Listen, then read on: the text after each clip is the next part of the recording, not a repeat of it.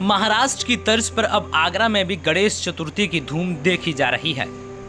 हफ्ते पहले से ही तैयारियों को अंतिम रूप दिया जा रहा है। इस बार खास इसलिए भी है क्योंकि आगरा की सबसे बड़ी मूर्ति यानी कि गणेश भगवान की मूर्ति बनाई जा रही है और इसकी ऊंचाई 20 फुट से भी ज़्यादा है। लागत 2 लाख रुपए से ज़्यादा।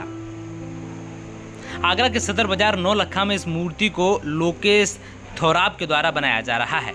देखिए हमारी खास रिपोर्ट। जिस तरह से महाराष्ट्र में गणेश उत्सव की धूम रहती है, हफ्ते भर से पहले तैयारियां शुरू हो जाती हैं। अब उसका छोटा रूप आपको आगरा में भी देखने को मिल रहा है। ये मैं इसलिए कह रहा हूं क्योंकि आगरा में इस बार गणेश चतुर्थी के मौके पर भव्य आयोजन होंगे और उसका एक छोटा सा स्वरूप ये देखिए कि इस बार आगरा में 20 फुट की विशाल गणेश जी की प्रतिमा बनाई जा रही है।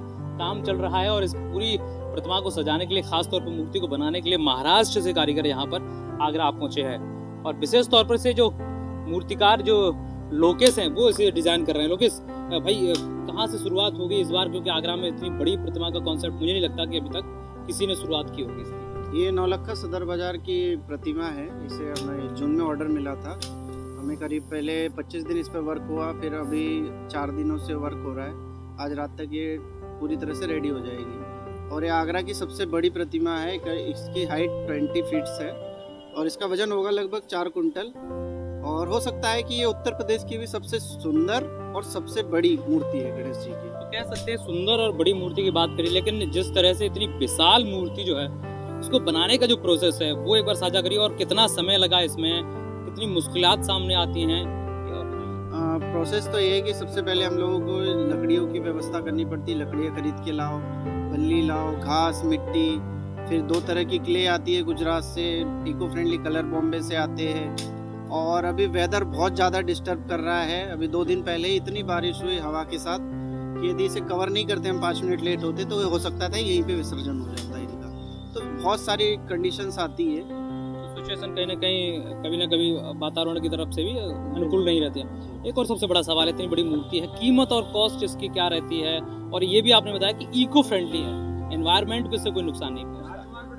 हमारा उद्देश्य यही है कि हम 2017 से काम कर रहे हैं, तो हमारा उद्देश्य यही है कि एनवायरनमेंट को हमारे द्वारा जो भी मूर्तियाँ बनाए उससे कोई हार्म ना हो। और इसमें किसी भी केमिकल का यूज़ नहीं है, प्लास्टर ऑफ पेरिस का बिल्कुल भी नहीं है। मिट्टी, घास, गाय के गोबर, पंचगव्य से बनी हुई है। कीमत क्या हो सकती है इसकी? कीमत 2 लाख रुपए है।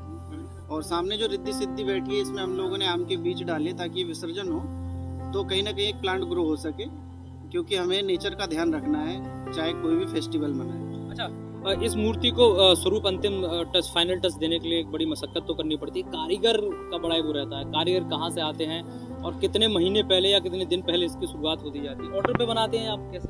ऑर्डर पर भी बनाते, बिना ऑर्डर के भी बनाते। कारीगर मेरे नागपुर महाराष्ट्र के रहते, सारे मराठी कारीगर। और हम लोग इसको हिंदू शास्त्र के अनुसार ही बनाते हैं। बांस का यूज़ इसमें बिल्कुल नहीं करते क्योंकि बांस को हिंदू धर्म में पूजा नहीं जाता है। तो हम सारे मतलब हिंदू धर्म में जिस तरह से मूर्तियाँ बननी चाहिए हम उसी तरह से हम बनाते हैं। जिस दिन से मूर्ति बनना स्टार्ट हो जाता है तो कारीगर हो, हम हो, मतलब यदि कोई नशा पत्ती करता है तो वो भी नहीं करता है। मांस मदिरे का सेवन तो ऑलरेडी करते नहीं है, पर जैसे गुटखा वगैरह तक नहीं खाते।